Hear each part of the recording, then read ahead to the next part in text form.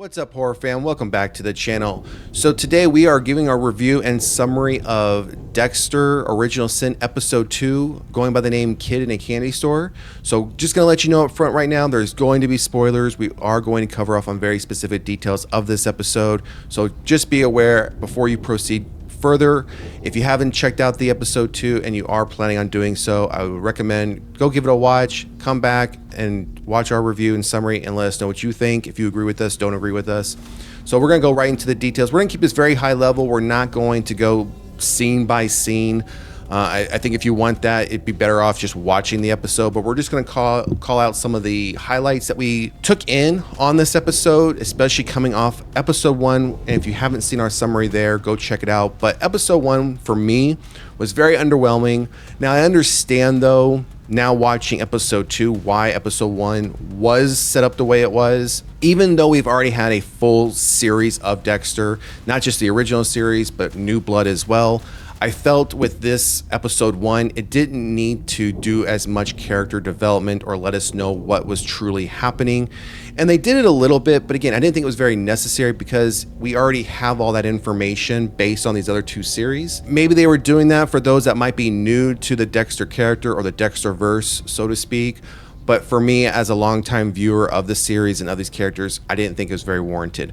The other thing I will call out that we mentioned in our episode 1 summary that was solved for here in episode 2 was you really didn't know what the overarching story was going to be for this particular limited series or this season, which I do believe it's going just to be a limited series because we do know Dexter Resurrection is going to be following very soon after the conclusion of this particular series. So I don't see there being a season 2. So we did get that solved for, that question answered, I should say, in the very few minutes of episode 2, which was the young child that is kidnapped. His name is Jimmy, and he is the child of a judge going by the name of Judge Powell. So it appears that's going to be the overarching story that's going to play out over these 10 episodes. And then very similar to the original series, we're going to have this side story, which is really Dexter taking out these various criminals who have gotten away with various crimes that they either couldn't be prosecuted on, there wasn't enough evidence for, even though they were absolutely guilty, or they had done something that the evidence just wasn't there.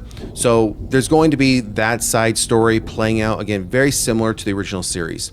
So some of the things I just want to call out for episode 2, which are going to be very predominant, I feel, going forward, and we will cover off also in our episode 3 review, are Harry's flashbacks.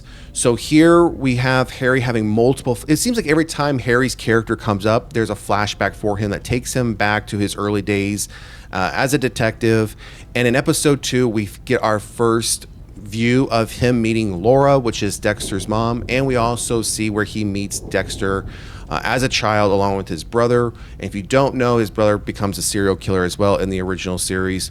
But again, we see that first interaction between the 2 of them, and then we also eventually see how Laura becomes a CI for Harry.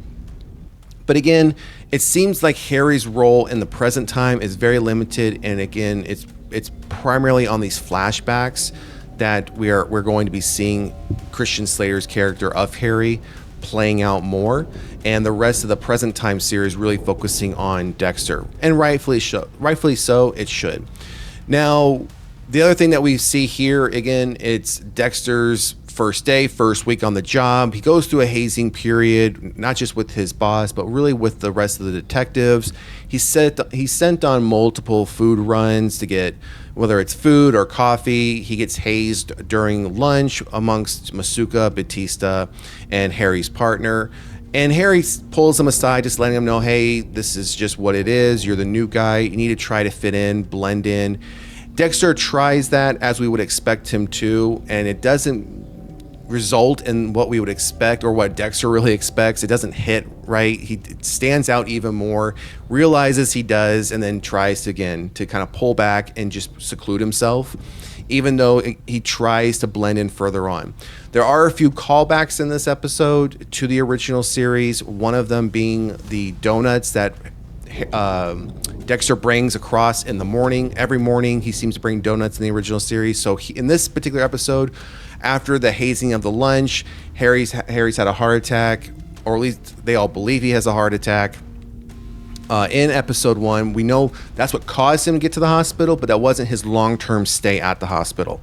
We knew Nurse Mary was keeping him sick, was trying to kill him, but nobody else knows that outside of Harry and Dexter. So Dexter, in an attempt to, again, blend in, decides to bring a veggie tray one morning. Doesn't land well.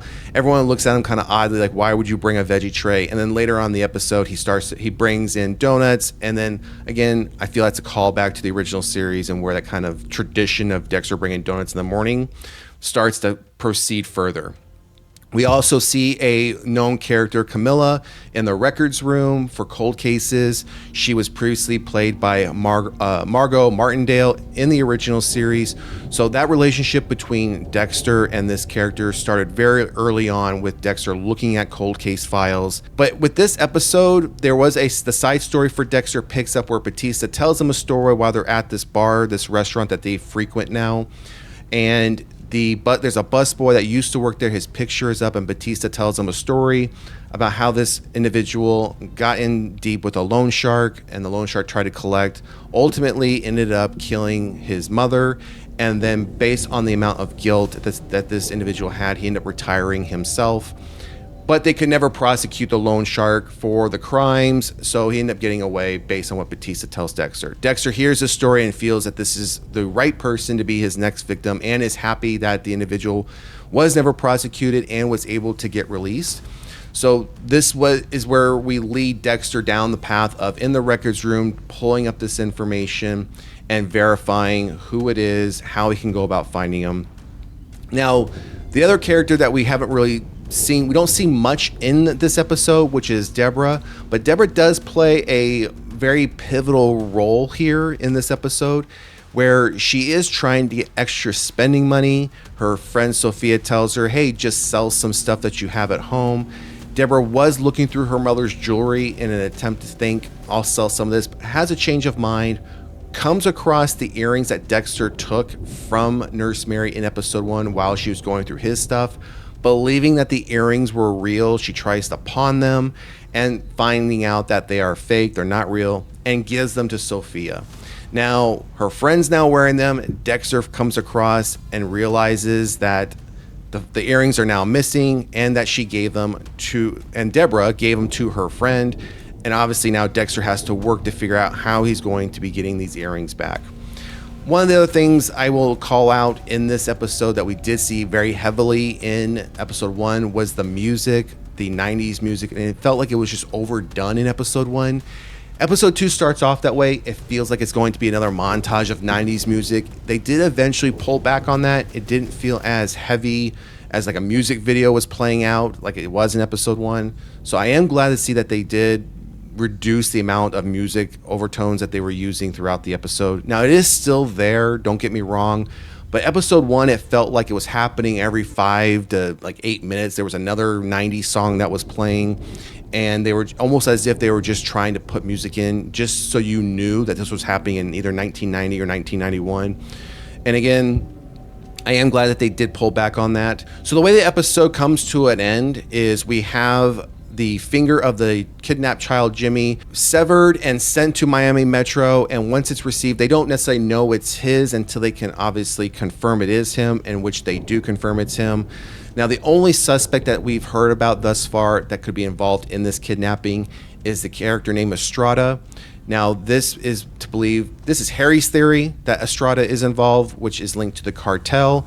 And that name might sound familiar because we've heard that name in not just in the flashbacks between Harry and Laura, but we've also heard that name mentioned in the original series when Laura was eventually killed off, and Harry comes across Dexter in the shipping container and then ultimately adopts him, and we know how that story plays out. So that's pretty much, again, a very high level run through of the episode. I feel that, as I've mentioned, Harry's role is going to be primarily done through flashbacks. I mean, we do see him in the present time, but the present time seems going to be focusing on two things: Dexter killing off whatever criminal or whatever criminal comes his way or comes across his desk, and the kidnapped child that belongs to Jimmy, that belongs to Judge Powell. And then Harry's will be flashbacks. And then we're going to see Deborah kind of spread out through the episodes. Beyond that, I think that's how this 10 episodes is going to play out. I don't see them going pretty much beyond that. Now, it will be interesting to see how they end this. Will this series end closer to the timeline of the original season 1 of the original series? Will Harry even make it through the entire thing? Or will we see Dexter's character age over time? Harry ends up dying. And then it leads us into that timeline of the original series. And then he comes out of the my life is flashing before my eyes that's happened in New Blood. And it leads us right into Dexter Resurrection. So again, we have no idea where this is going to go. That's just my theory on how they could end this and tie all the series together, especially the original series, the New Blood, that's led us back to this prequel. And this prequel is supposed to either take us to the original timeline and then bring us back to the ending of New Blood and into the new series called Resurrection. So that's where we're at with episode 2. Let us know if you've seen the episode. Drop a comment in the comment section. Let us know what you think. We will be dropping our review of episode 3 here shortly, so make sure to check that out. And if you haven't done so already, please like, share, and subscribe to the channel. It does help us out a lot. Otherwise, we will see you at the next one. Peace.